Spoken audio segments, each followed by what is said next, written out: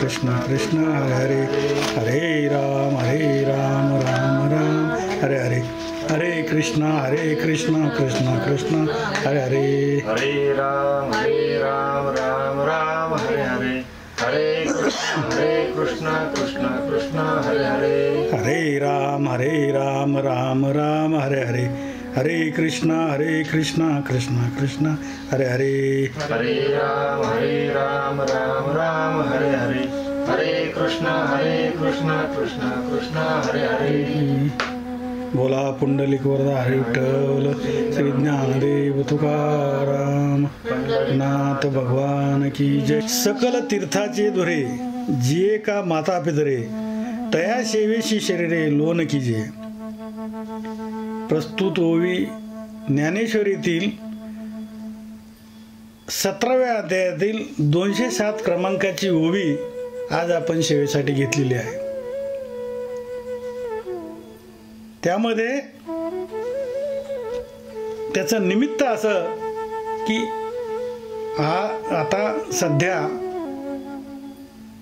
पितृ पंधरवडा किंवा पक्ष पंधरवडा हा सुरुवात झालेली आहे आणि तो भाद्रपद कृष्ण पक्षामध्ये शुक्ल पक्षामध्ये आपला गणपती येऊन जातात आणि पौर्णिमा झाल्यानंतर कृष्ण पक्षामध्ये हा पक्ष पंधरवडा किंवा महालय श्राद्ध, याला शास्त्रामध्ये महालय श्राद्ध असं म्हटलं जातं. आणि या वेळेला आपले जे पूर्वज जे गेलेले असतात, हे शास्त्रामध्ये उल्लेख आहे की जे पूर्वज गेलेले असतात ह्या 2.25 महिन्यामध्ये जसं नोकरदाराला 1 महिना सुट्टी घेण्याचा अधिकार असतो, तसं 1 महिन्यामध्ये आपल्या नातेवाईकाकडे जाऊन तुम्हाला भेटण्याची संधी त्यांना दिली जाते आणि ते वेगवेगळ्या रूपामध्ये ते ह्या पक्ष पंधरवड्यामध्ये मोठ्या आशेने अपेक्षेने आपला मान सन्मान होईल अशा अपेक्षेने आपले पूर्वज आपल्या घराभोवती किंवा दारात आलेले असतात. त्याचा वेगळ्या कावळ्याच्या रूपाने येईल, कोणी चिमणीच्या रूपाने येईल, कोणी कोणत्या पक्षाच्या रूपाने येईल, अशा पद्धतीने ते पूर्वज आपले तिथं आलेले असतात. आणि याच्यामध्ये जी आपल्या पूर्वजांना सद्गती प्राप्त होत असते, जी गती प्राप्त होत असते, त्यांच्या पापपुण्यानुसार ती यमलोक असेल, पितृलोक असेल किंवा स्वर्ग असेल, कुठली जी गती असते तिथं ती प्राप्त होत असते. आणि तिथून मात्र या काळामध्ये आपले पूर्वज आपल्या नातेवाईकाच्या घरी किंवा वंशजाच्या घरी ते आलेले असतात. यामध्ये 3 देवता आपल्या पूर्वज गेलेल्यानंतर 3 देवता काम करत असतात. यम, आर्यमा देवी आणि इंद्र. यमाने यांना घेऊन जाणे, त्यांच्या गतीनुसार त्यांना गती तिथं सोडून देणे, म्हणजे तिथं पोचवणे. आर्यमा देवी हे निरोप सांगत असते की आपण जर काही कर्म केलं, आपण एखादा नैवेद्य जरी तयार केला आणि ते पूर्वजाच्या नावाने पूजा अर्चा केली, आपण पुण्यकर्म केलं, तर ती आर्यमा देवी ही आपल्या पूर्वजांना ती नैवेद्य वगैरे काय पोहोचवत असते. म्हणजे तिचे सुद्धा एक काम मोठं असतं. आणि इंद्र अधिक देवांचा सर्व देवांचा अधिपती राजा म्हणून ते सर्व त्यांचे लोक जे असतात, यमलोक सर्व लोक जे असतात ते त्यांच्या अधिपत्याखाली हे काम करत असतात. म्हणून ह्या 3 देवता सुद्धा तिथं कार्यरत असतात. आता याच्यामध्ये श्राद्ध हे वर्णन आहे आणि श्राद्ध शास्त्रानुसार हे 3 आज्ञा आपल्याला आहेत गृहस्थीमध्ये. मात्र पितृ आई वडिलांच्या आज्ञेचं पालन, मृत तिथीला श्राद्ध करणं आणि पिंडदान करणं हे शास्त्रानुसार आपल्याला वर्णन किंवा आदेश आहेत. त्यानुसार आपण नाथ महाराजांची कथा पाहतो. अनेक मोठमोठ्या संत म्हणजे सर्व संतांनी, अनेक गृहस्थी जे आहेत त्यांना कर्तव्यच आहे फक्त याच्यामधून सुट्टी जो ब्रह्मचार्य आश्रम स्वीकारतो, जो ब्रह्मचारी होतो आणि घरातून निघून जातो, त्यालाच फक्त शास्त्रामध्ये सूट दिलेली आहे. म्हणून नाथ महाराजांच्या आपण चरित्राचा अभ्यास जर केला तर त्यांच्या चरित्रामध्ये सुद्धा त्यांनीच आईवडिलांचं श्राद्ध करत असताना, म्हणजे पूर्वज म्हणजे नुसते वडील नाही, पूर्वज म्हणजे नुसते आई नाही, पूर्वज म्हणजे पितर म्हणजे आई वडील जे काय असतील, आणि नुसतेच आई वडील नाहीत तर आजोबा पंजोबा इथून पाठीमागं जेवढे गेले तेवढे पितर हे आपली शास्त्रानुसार वाट पाहत असतात की आपला वंशज जो आहे, आपल्याला जी गती प्राप्त झालेली आहे. जसं व्यावहारिक नात्यामध्ये व्यावहारिक दृष्टीने जर एखादा नोकरीला असेल, आम्ही नोकरी करतो, त्याच्यामध्ये प्रमोशनची वाट पाहतो. प्रमोशन त्याच्या हिस्ट्रीनुसार, त्याच्या कामानुसार, त्याच्या चारित्र्य संपन्नता, वागण्याचं नेकपणा, कुठलीही त्याच्यावर कारवाई न होणे, याच्यावर त्याला प्रमोशन मिळत असतं. तसंच मृत्यूलोकी जन्म व्हा म्हणजे इच्छिता ते देवा, मृत्यूलोकी व्हावा जन्म आम्हा. मृत्यूलोकावरच एक मोठं पुण्याचं काम करता येतं. इथं जन्म प्राप्त झाल्यानंतर आपल्याला जी कमाई करू त्याच्यावरच आपल्याला गती प्राप्त होत असते. परंतु जे पूर्वज गेलेले, ज्यांना जी स्थिती प्राप्त झाली आहे त्या स्थितीत त्यांना समाधान नसतं. त्यावेळेला ते एकच इच्छा करतात की आमचे वंशज काहीतरी पुण्यकर्म करतील, आपल्या सद्गती प्राप्त होण्यासाठी काहीतरी पुण्यकर्म, काही विधी करतील, आणि त्यामुळं आपले दोष निघून जातील आणि आपल्याला चांगली गती प्राप्त होईल.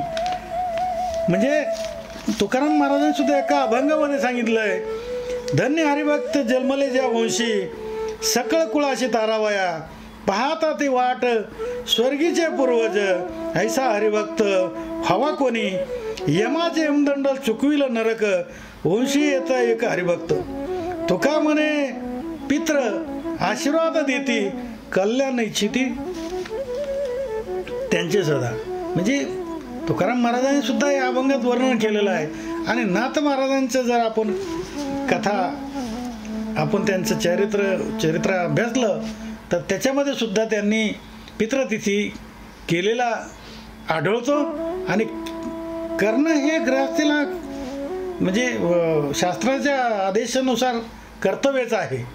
प्रथम आद्य कर्तव्य आहे, त्याच्यातून सुटका गृहस्थीची नाही आहे.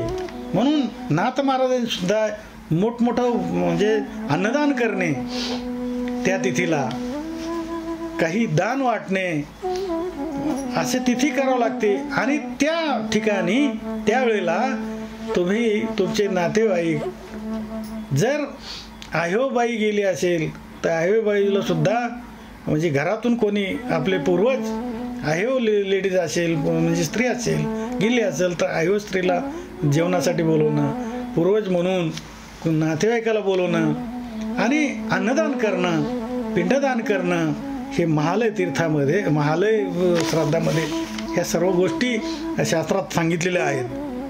आणि पुराणात, पद्मपुराणात सुद्धा ही कथा आपल्याला दिसून येते.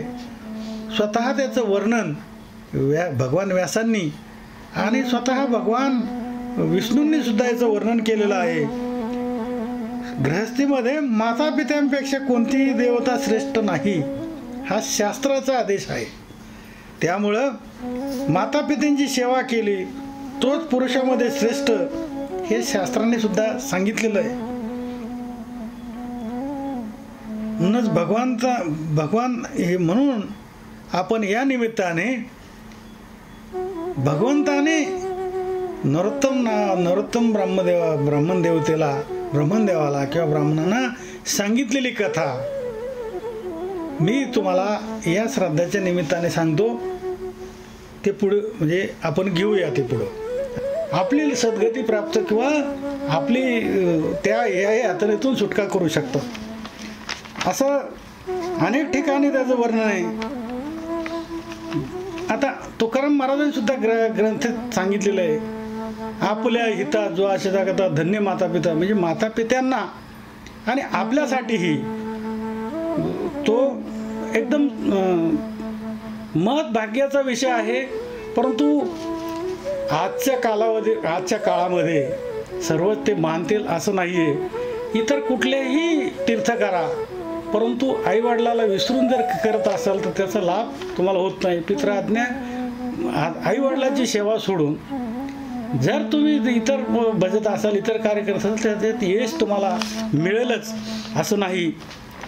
आणि तुकाराम महाराज सुद्धा एका अभंगामध्ये वर्णन करतात, धन्य हरिभक्त जन्मले ज्या वंशी सकळ कुळाशी तारावया. म्हणजे जे बोललो मी त्याविषयीच याच विषयावर बोललो.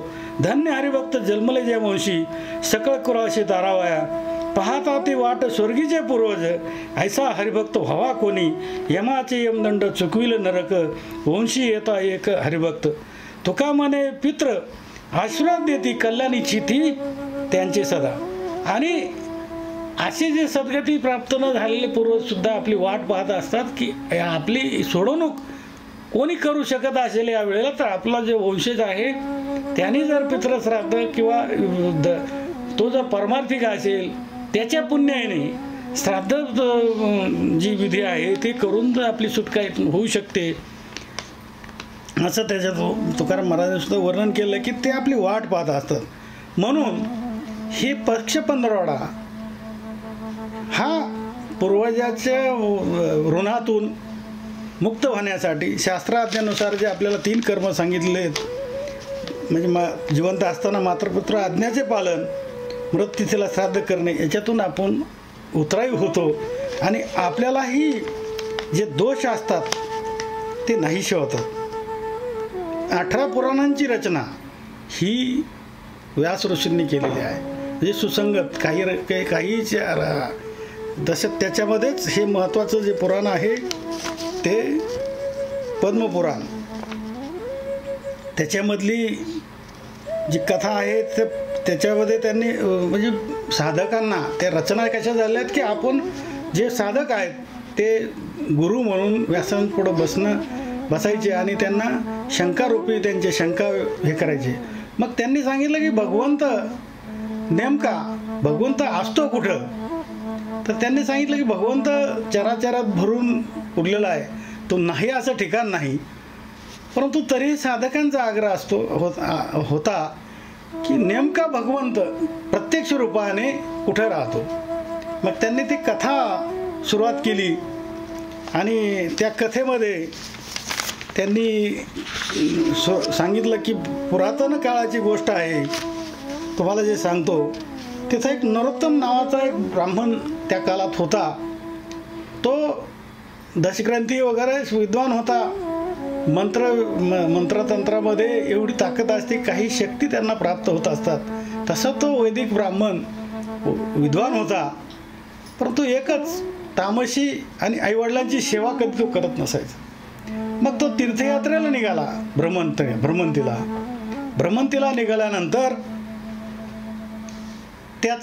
त्याची जी शक्ती होती त्याच्या पुण्याईने, त्याच्या शक्तीने त्याचं वस्त्र त्याने स्नान अर्चन केल्यानंतर ते वस्त्र असं धोतर वगैरे आकाशामध्ये ते लटकतं वाळायचं आणि तो त्याची पूजा अर्चा संपल्यानंतर ते हातात घेणं आणि पुढं जाणं. पण ते एका तीर्थाच्या ठिकाणी अशी घटना घडली की ते वस्त्र म्हणजे धोतर त्याचं ते संकलित एकत्र म्हणजे घडी करत असताना एक कावळा वरून गेला त्याच्या डोक्यावर आणि त्याने विष्ठा त्या ब्राह्मणाच्या अंगावर पडली. मग तो तामसी वृत्ती त्यांची होती नरोत्तम बुवांची. त्यांनी त्याला शाप दिला, अरे तू भस्म होशील. म्हणजे त्यांच्या शापाने तो कावळा एकदम दग्ध झाला आणि जळून भस्म झाला. परंतु त्याचा परिणाम असा झाला की त्याच्यानंतर त्यांच्या प्रवासामध्ये ते वस्त्र आकाशामध्ये वाळायचं नाही. मग न वाळल्यामुळे त्यांना थोडंसं वाटलं की आजपर्यंत हे वस्त्र माझ्याकडून आकाशामध्ये वाळत होतं, आज कोणती अशी घटना काय झालं की माझं वस्त्र आता आकाशात वाळत नाही आणि ते खाली पडतंय, त्याचं कारण काय असावं.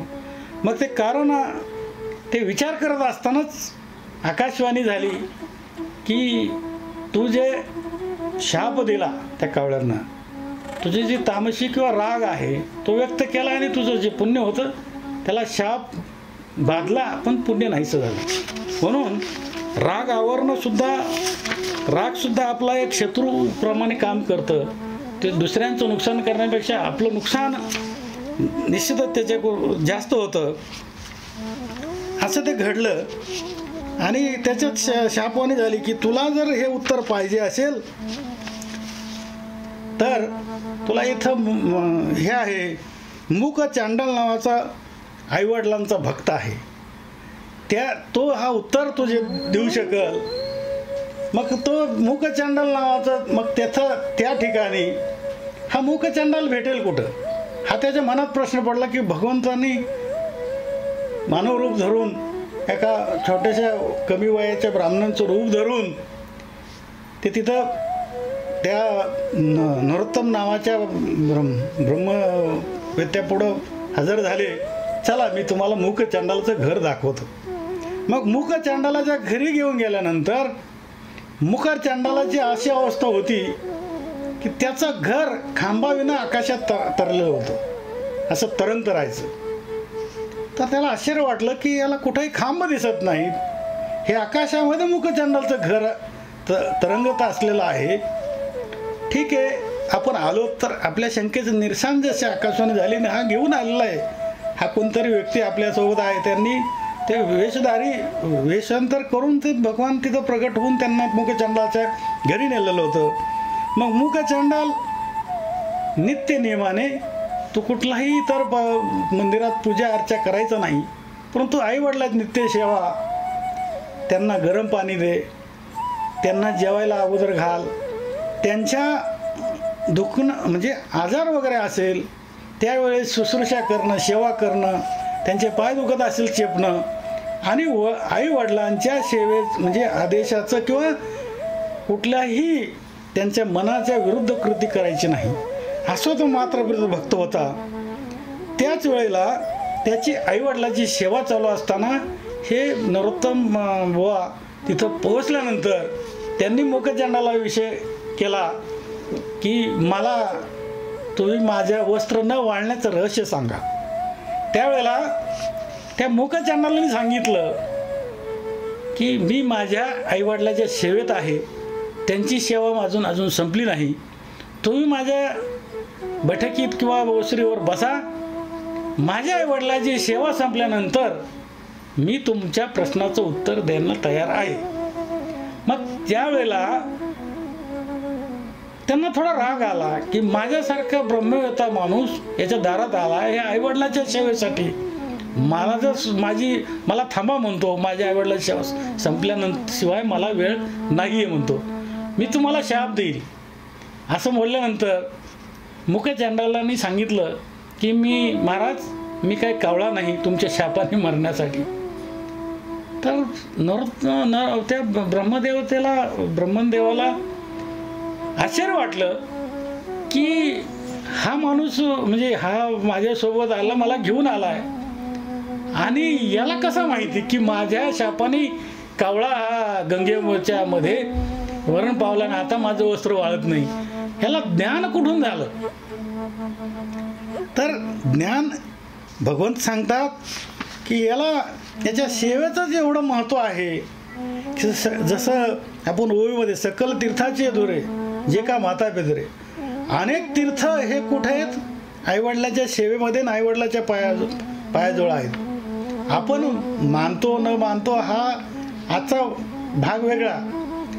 आजच्या धकाधकीच्या जीवनात विज्ञान युगामध्ये किती असलं तरी आईवडिलांची वृद्धाश्रमाची जी संख्या वाढते त्याच्यावरूनच आपल्या हिंदू संस्कृतीमध्ये ह्याला लांछनपणास्पद गोष्ट आहे. परंतु हे मानणारे सुद्धा आज कमी जरी असतील तरी आहेत.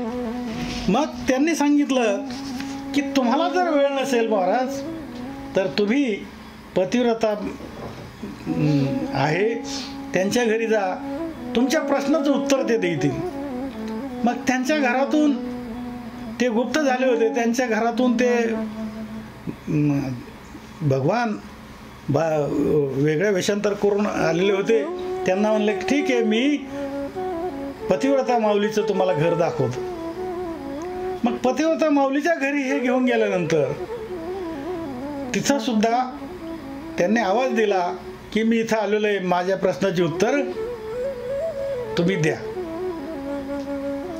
त्यांनी येऊन सांगितलं की महाराज, आपला मी आदर करते, तुम्ही इथं बसा, माझ्या पतीची सेवा संपल्यानंतर मी तुम्हाला वेळ देईल म्हणल्यानंतर सुद्धा ह्यांना राग आला थोडासा की मला थांबायला सांगते. नाही महाराज, म्हणजे क्षमा मागते, मला माझ्या पतीच्या सेवेतून, कारण पती धर्म कसा आहे, पतिव्रतेचा धर्म कसा आहे की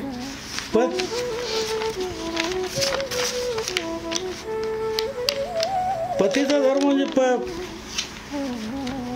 पतीलाच देव परमेश्वर मानणाऱ्या जे असतात त्यांची देवावरील सत्ता. अनेक हा स्वतंत्र विषय होईल की पतिव्रतेचा अधिकार काय आहे. फार मोठा आग्रह त्याचा अधिकार असतो. अशा कथा अनेक पतिव्रतेच्या आहेत.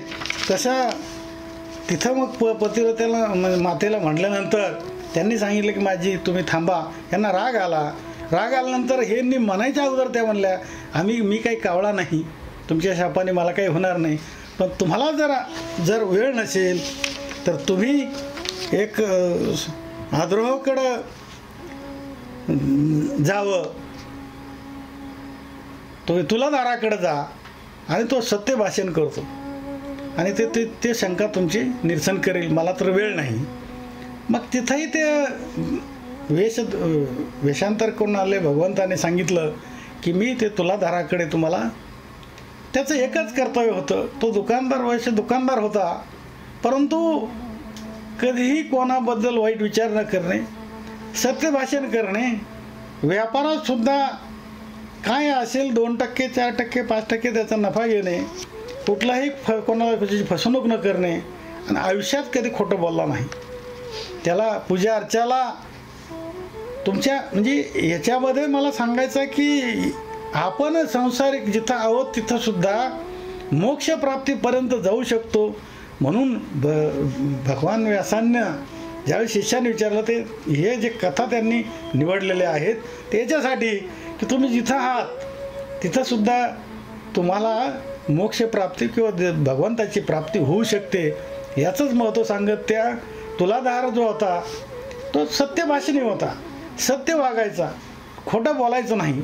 आणि शास्त्रामध्ये असा सुद्धा उल्लेख आहे म्हणजे केलेला आहे की 25 वर्ष जर तुम्ही खोटंच कधी बोलला नाही, सत्य भाषण, कोणाविषयी वाईट विचार नाही, आपलं मूल आहे ते जगातलं कुठलंही मूल त्याच नजरेने त्याला पाहायचं, कोणाचा द्वेष करायचा नाही, याच्यामध्ये आपोआप तुम्हाला भगवंत नतमस्तक होऊन ते शक्ती प्रदान करीत असतो, त्याला वाचासिद्धीसुद्धा प्राप्त होते.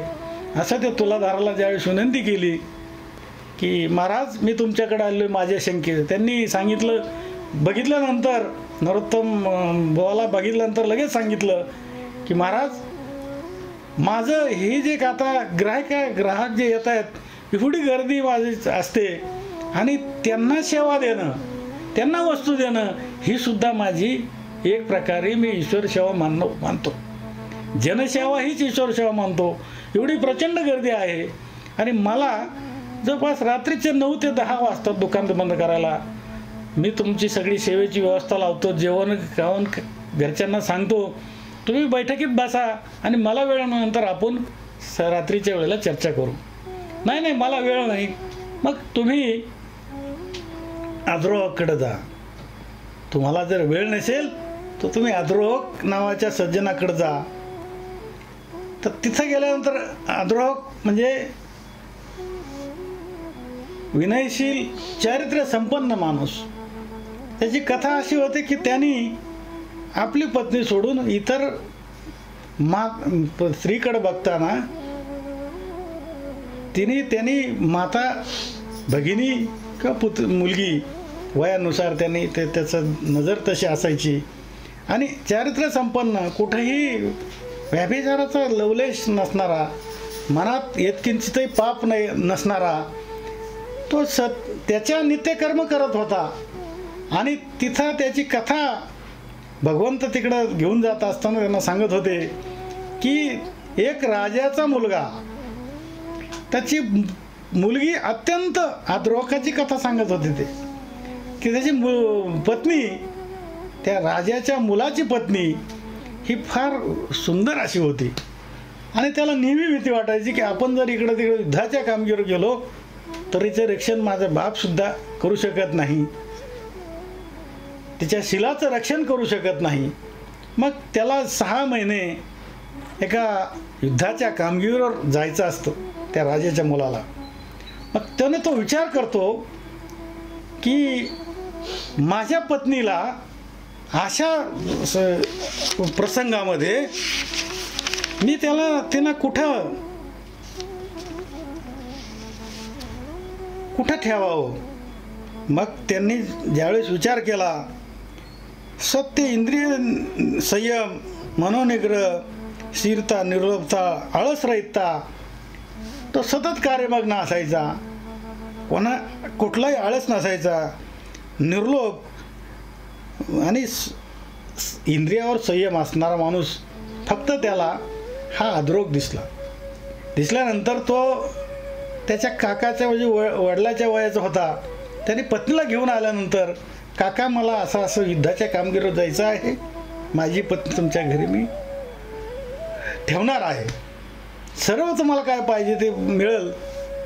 ते म्हणला हा संकट मी सांभाळू शकत नाही. राजा तू इथं असताना तुझ्या राजवाड्यात जर तुझी पत्नी सुरक्षित वाटत असेल तर माझ्या गरिबाघरी कसं काय मी तिला सुरक्षित ठेवू शकल. काही असू द्या, माझं तुमच्यावर विश्वास आहे. त्याचे एक अतिसुंदर पत्नी असल्यामुळं त्याच्या मनात काय शंका, फक्त इथंच माझी हे अद्रोजीकडेच माझी पत्नी सुरक्षित राहू शकते. म्हणजे सदाचारणाला सुद्धा काय ताकद, काय किंमत असते हे ते त्या अद्रोक नावाच्या यांच्याकडे, महात्म्याकडे बघून आपल्याला पाहायला मिळतं.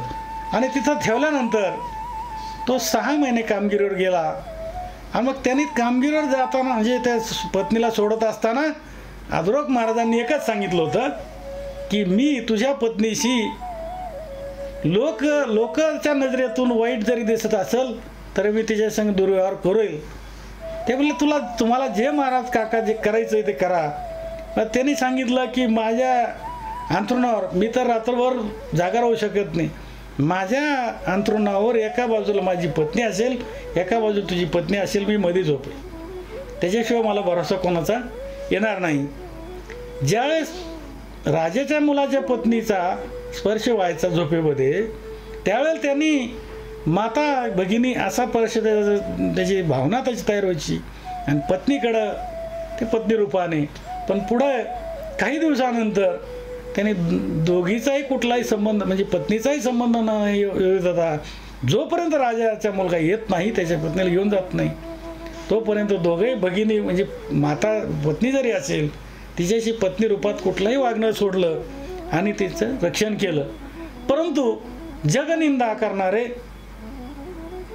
काही लोक म्हणत होते की अद्रोक हा महाराज मोठा म्हणजे साधक आहे किंवा सरळ वागणार आहे, म्हणूनच राजाच्या मुलाने उत्तम व्यवस्था लावली. काही टिंगल घेणार होत होते की चुकीचं आहे, राजाच्या मुलाचं वागणं चुकीचं आहे ना अद्रोकाने. मग ते लोकांच्या शंकेनुसार तेवढ्यात तो 6 महिने झाले, राजाचा मुलगा आला, पण तो यांनी चिता रचली होती आणि अग्नीमध्ये मला जर लोकापवाद असं येत असेल तर मी अग्नीत उडी टाकून माझं म्हणजे माझं जीवन संपवतो असं त्यांनी सांगितलं. परंतु राजाचा मुलगा काय हे पाहत असताना त्यांनी अग्नीत उडी घेतली तर त्यांना अग्नी जाळू शकला नाही. अग्नीसुद्धा फुलाप्रमाणे त्यांना अगदी भुंग्या म्हणजे याच्यावर मकरंद यावा किंवा त्याला कुठलाही काही इजा पोचू शकला नाही अग्नी. आणि ते तसे आले.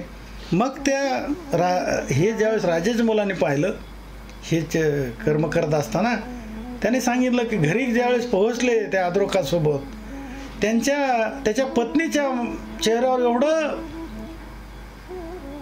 म्हणजे समाधान दिसलं आणि हसत मुखाने ती राजाच्या मुलाकडे आली. त्याच्यावरून त्याला समजलं की माझ्या पत्नीचा सांभाळ कसा केलेला असेल. मग त्यांनी आदरोक महाराजांनी हे प्रसंग कथा सांगली आणि ते तिथं पोहोचले नरोत्तम महाराज बुवांना घेऊन भगवान. मग नरोत्तम भगवानाच्या आदरोकाने उपदेश करून त्यांना सांगितलं की तुम्ही जे विचार करता तसं नाही आहे आणि तुमचं जे आहे ते काहीतरी तुमच्याकडून हे चुकत असेल, पण तुम्ही आता भगवंताचा भक्त आहेत, तिथं जा आणि तुमच्या उर्वरित शंका तिथं नाहीशा होतील. मग पुढं त्यांना उपदेश केला आणि ते उपदेश करून त्यांना पाठवलं. आणि ते भगवंताच्या भक्ताकडं म्हणजे 5वं ठिकाण आहे. पहिलं सांगितलं आपल्याला मुखचांडाल आईवडिलांचा भक्त, ती सेवा करत होता म्हणून त्याला कुठलीही शक्ती प्राप्त झाली. दुसरी सत्यभाषा म्हणजे पतिव्रते माऊलीची. तिसरी कथा सांगितली, चौथी कथा सत्यभाषण करणारा तुलाधार. आणि चौथी ही वादरोक महाराजांची सत्य वागणं, चारित्र्य संपन्न वागणं. हीच आज वाण आहे. आपण बोलतो जसं बोलावी तशी चालावी, त्याची वंदावी पावले, असं शास्त्रात सुद्धा वर्णन आहे. तसं तो होता.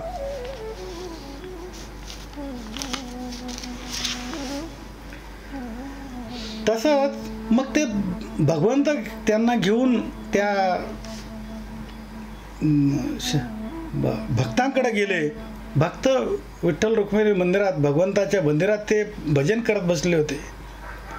ज्या वेळेला हे घेऊन गेले आणि भगवंता म्हणजे त्या ब्रह्म यांना घेऊन, नरोत्तम नावाच्या बुवांना घेऊन ते ज्यावेळेस गेले तर भगवंत मंदिरात घुसले आणि ते मूर्तीत जाऊन मूर्तीत अदृश्य झाले. मूर्तीत मंदिरात जाऊन हे ज्यावेळेस भक्तांनी पाहिलं, त्यांनी त्या नरोत्तम बुवाच्या दर्शन घेतलं. तुमच्यामुळं मला आज भगवंताची भेट झाली. कुठे आहेत म्हणले भगवंत. मग मध्ये गेल्यानंतर मंदिरात पाहिलं तर भगवंत तर त्या मूर्तीत विराजमान झाले. त्यांना ते चेहऱ्यारूपी दिसलं. मग त्यांनी सांगितलं हे काय आहे. मग त्यांनी एकच विनंती केली की मला तुम्ही साक्षात भेटी द्यावी. प्रगट रूपामध्ये तुम्ही जे माझ्यासोबत होतात आणि मला जे ही शक्ती कशी प्राप्त झाली या 5ही जणांना, ही काय कशामुळे शक्ती प्राप्त झाली ही मला सांगा. मग त्यांनी सांगितलं की तुम्ही म्हणजे प्रगट रूपात दर्शन दिलं आणि यांना शक्ती का प्राप्त झाली याचे कारण प्रत्येक ठिकाणचे सांगितले की सदाचरणामध्ये म्हणजे एवढी काही शक्ती प्राप्त होते, आपोआप प्राप्त होते. आणि ती प्राप्त झाल्यानंतर मला न करता सुद्धा. आणि मग त्यांनी शंका विचारली की माझं चुकलं कुठं, मला काही शक्ती प्राप्त होत नाही. त्यांनी सांगितलं आपण आपले जे विकार आहेत, षड्विकार काम क्रोध मद मत्सर जे आहेत, त्याच्यामध्ये क्रोध आणि आपण जे फिरता, आपण शास्त्र पंडित आहात निश्चित आहे. तुमची ती शक्ती ती वाईट कृत्य हे नाही आहे. परंतु तुम्ही कधीही आईवडिलांची मानलं नाही, आईवडिलांची सेवा तुमच्याकडून घडली नाही. आणि तुम्हाला जर ही सद्गती प्राप्त मोक्ष प्राप्त करायचा असेल तर तुम्हाला घरी जाऊन आईवडिलांची सेवा, त्यांचं जे काही त्यांचं जर गेले असतील तर तुमचं श्राद्ध तर्पण वगैरे तुम्हाला करावं लागेल. आणि श्राद्धाचं महत्त्व या पद्धतीने भगवंताने स्वतः तुमच्याकडून पित्याचा आदर, पित्याची सेवा कर. तुमच्याकडून पित्याचा सेवा झालेला नाही आणि काम क्रोध आणि त्याच्यामुळे क्रोध निर्माण झाला. तुमची तपश्चर्या सुद्धा लय पावत असते. म्हणून आणि तपश्चर्या जर लय पावली तर तुमचं पुण्य नाहीसं होतं.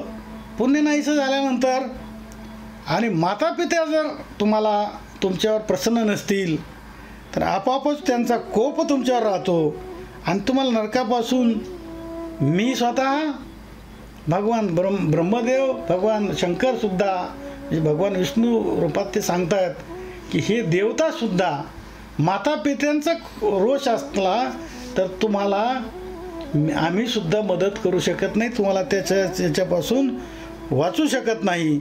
म्हणून गृहस्थाश्रमामध्ये श्राद्ध करणं हे शास्त्रानुसार सुद्धा तुम्हाला बंधनकारक आहे. त्याच्यामुळं पक्ष पंधरवडा आहे, तुम्ही निश्चित ही श्राद्ध करावं, श्राद्ध विधीपूर्वक करावं. शास्त्र म्हणजे कधी म्हणजे ह्या पंधरवड्यामध्ये सुद्धा आपली तिथी कशी निवडावी. ज्या ठिकाणी ज्या वेळेला शेवटचे जे आपले पूर्वज आहेत, वाडवडील आहेत, ते कोणत्या तिथीला गेलेले असतील, म्हणजे पंचमीला, षष्टीला, सप्तमीला, अष्टमीला, हे 15 दिवस मधून ती तिथी तुम्ही निश्चित करून ते विधीपूर्वक ते श्राद्धाचं करावं. श्राद्ध 15 नंतर आपल्याला पुन्हा अशा पद्धतीने आपल्या पूर्वजांना सद्गती प्राप्त व्हावी ही भगवंताकडं मागणी करावी आणि श्राद्ध विधीपूर्वक करावं. म्हणजे आपल्याला आपल्या कर्तव्यामधून हे निश्चित कर्तव्य आपलं पार पाडावं. आणि या ठिकाणी आपल्या सेवेला हे पूर्णविराम देतो. विठ्ठल विठ्ठल विठ्ठल. हरे राम राम राम हरे हरे, हरे कृष्ण कृष्ण कृष्ण हरे हरे.